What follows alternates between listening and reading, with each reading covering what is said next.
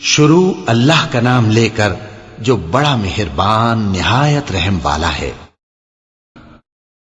اور جب فرشتوں نے مریم سے کہا کہ مریم اللہ نے تم کو برگزیدہ کیا ہے اور تمہیں پاک بنایا ہے اور دنیا جہان کی عورتوں میں سے تم کو منتخب کیا ہے، اے مریم اپنے پروردگار کی فرما برداری کرنا اور سجدہ کرنا اور رکوع کرنے والوں کے ساتھ رکوع کرنا۔ اے نبی یہ باتیں اخبار غیب میں سے ہیں جو ہم تمہارے پاس بھیجتے ہیں۔ اور جب وہ لوگ اپنے قلم بطور قرعہ ڈال رہے تھے کہ مریم کا کفیل کون بنے تو تم ان کے پاس نہیں تھے، اور نہ اس وقت ہی ان کے پاس تھے جب وہ آپس میں جھگڑ رہے تھے۔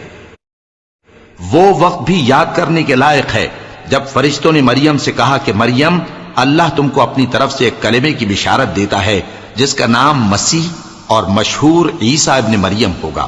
اور جو دنیا اور آخرت میں آبرو مند اور مقربین میں سے ہوگا، اور ماں کی گود میں اور بڑی عمر کا ہو کر دونوں حالتوں میں لوگوں سے یکساں گفتگو کرے گا اور نیکوکاروں میں ہوگا۔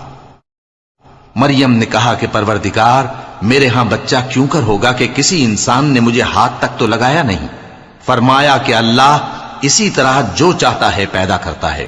جب وہ کوئی کام کرنا چاہتا ہے تو ارشاد فرما دیتا ہے کہ ہو جا تو وہ ہو جاتا ہے۔ اور وہ اسے کتاب و حکمت اور تورات اور انجیل کا علم عطا کرے گا،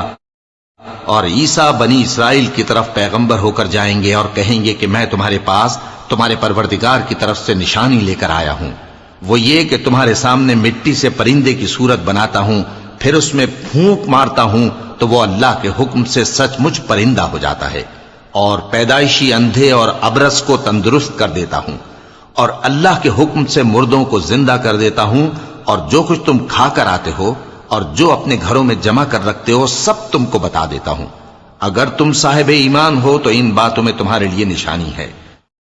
اور مجھ سے پہلے جو تورات نازل ہوئی تھی اس کی تصدیق بھی کرتا ہوں، اور میں اس لیے بھی آیا ہوں کہ بعض چیزیں جو تم پر حرام تھیں ان کو تمہارے لیے حلال کر دوں، اور میں تو تمہارے پروردگار کی طرف سے نشانی لے کر آیا ہوں، تو اللہ سے ڈرو اور میرا کہا مانو۔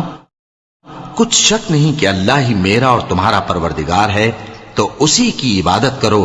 یہی سیدھا رستہ ہے۔